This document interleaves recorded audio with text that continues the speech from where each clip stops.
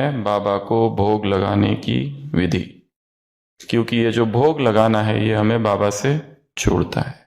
तो भोग लगाने की 7 विधियां हैं।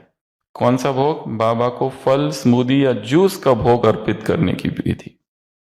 वो कहते हैं ना, जूस कैसे अर्पित करे और भोग कैसे अर्पित करे। स्टेप नंबर 1, एक पवित्र स्थान चुने। एक ऐसा स्थान अपने घर में हो, या आप अगर भोजन नहीं भी बनाते हो तो एक स्थान फिक्स रखना है कि जहाँ बैठ के हम भोजन करें तो बहुत अच्छा। वो स्थान अगर जमीन पर हो तो बहुत अच्छा, वो स्थान एक ही जगह फिक्स हो तो बहुत अच्छा। ये स्टेप नंबर 1 है। ठीक है, वो शांत हो, स्वच्छ हो, ऐसा एक भोग के लिए स्थान बना के रखना है जो घर गृहस्थी में रहते हैं वो। दूसरा, स्वयं को तैयार करें। Prepare yourself. स्वयं को कैसे तैयार करेंगे? नहा धोकर, स्वच्छ कपड़े पहनकर, हल्के कपड़े पहनकर। यह है खुद की तैयारी। तीसरा है भोग को तैयार कर। अब भोग को तैयार करने के लिए या तो फल है, या उसकी स्मूदी है, या तो जूस है। या तो जूस की भी जरूरत नहीं, फल ही ठीक है। तो फल को धो लो, साफ कर लो, तो ये हो गया भोग तैयार करते। और विचार कैसे करने? पवित्र विचार रखने, योग युक्त मनस्थिति रखनी है भोग, क्योंकि भोग भोजन बनाते हुए, ये भोजन की एक किताब है जो हमने प्राणिक क्रांति में, ये 56 महावाक्य है बाबा के। ये कल ही स्पार्क को श्रीकांत भाई को दिया था तो उन्होंने उसकी किताब बना दी। तो जिसको ये किताब ग्रुप में भी शेयर करेंगे और जिसको हार्ड कॉपी चाहिए वो स्पार्क ऑफिस से ले सकते हैं। इसमें बाबा के सारे महावाक्य है, छोटे छोटे महावाक्य, पूरे तो नहीं कहेंगे पर थोड़े थोड़े महावाक्य है। सूर्य की किरणें भिन्न भिन्न प्रकार की कमाल दिखाएंगी। यह सब आपके लिए तैयारी है। गैस जलाने की, कोयला जलाने की, लकड़ी जलाने की आवश्यकता नहीं होगी, सबसे छूट जाएंगे। यह सतयुग का वर्णन है। हमें निर्माण करना है फायरलेस यज्ञ, कॉन्सेप्ट ऑफ फायरलेस यज्ञ, यज्ञ पर जिसमें आग ही नहीं। इसमें बाबा ने बहुत सारे महावाक्य दिए। याद में रहकर भोजन खाओ। याद में रह के भोजन नहीं खाओगे तो केवल वो शरीर को शक्ति देगा, मन को नहीं। माया भोजन खा जाएगी। ऐसे इसमें बहुत सारे महावाक्य, छोटी सी बुक है, ये ग्रुप में शेयर कर देंगे। तो पहली स्टेप क्या है? पहली एक जगह चुन लो। दूसरा, अपने आप को तैयार करो। आप दोपहर में भी भोजन करते हो तो थोड़ा सा तैयार कर लो खुद को, हाथ धोकर, मुंह पे पानी लगाकर। तीसरा, भोग को तैयार करो।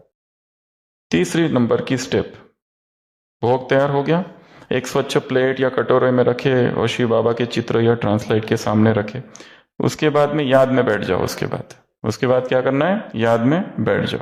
कल्पना करना है कि मैं बाबा को भोग स्वीकार कर रहा हूं। 5वां, भोग अर्पित करते हुए की स्टेप। इसमें एक वाक्य बाबा के लिए दोहराना है। हम कहेंगे, हमारे पीछे आप कहेंगे, बाबा मैंने यह भोग आपके लिए प्रेम पूर्वक तैयार किया है।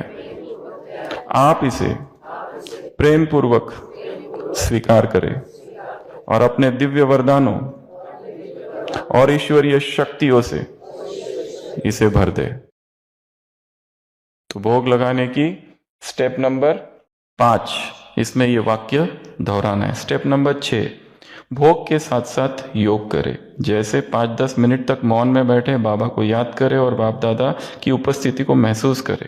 कल्पना करें कि भोग दिव्य ऊर्जा से शुद्ध और शक्तिशाली हो रहा है, और लास्ट में भोग ग्रहण करें। योग के बाद भोग को प्रसाद के रूप में प्रेम और श्रद्धा से मौन में स्वीकार करें। दूसरों के साथ उसको साझा करना है तो कर सकते हैं।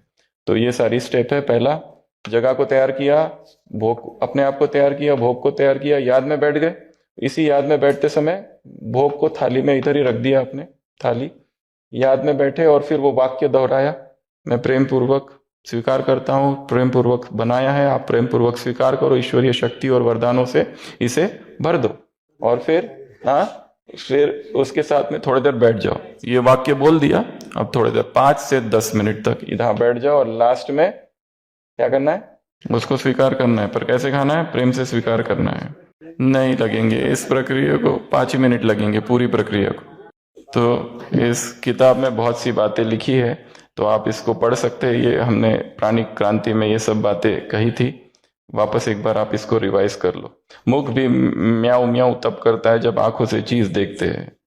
भोजन भी, 4 बातें भोजन के विषय में। भोजन बहुत कम, जास्ती हबच नहीं होना चाहिए। पॉइंट नंबर 2, याद में रहने वाले का भोजन भी बहुत सूक्ष्म होगा। पॉइंट नंबर 3, तुम बच्चों को तो खुशी है विश्व का मालिक बनने की कहा जाता है, खुशी जैसी खुराक नहीं, ऐसी खुशी में सदैव रहो तो खान पान भी बहुत थोड़ा हो जाए।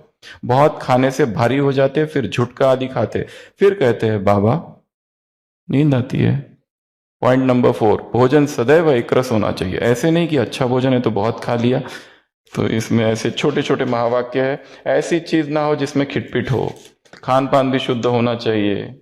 एक प्रकार का खाना खाओ तो बीमार नहीं होंगे, भिन्न भिन्न चीजें मनुष्य खाते हैं तो और ही बीमार पड़ते। ये देखो बाबा के महावाक्य क्या कहा, भिन्न भिन्न चीजें खाते रहते हैं। थाली में कितनी चीजें होती है, 10 चीजें होती है। दाल रोटी भिन्न भिन्न चीजें खाते फिर भी बीमार पड़ते हो। सदैव याद में रहकर बनाया हुआ भोजन, ब्रह्मा भोजन खाने वाले ऐसे पक्के। थोड़ा बिस्किट या आइसक्रीम खा ले, ऐसी इच्छा तो नहीं होती? कभी खाने पीने की तरफ कहीं आकर्षण तो नहीं होता है कुमारियों का? ये महावाक्य है, सदा साधारण रहना है, ना बहुत ऊंचा ना बहुत नीचा। ओम शांति।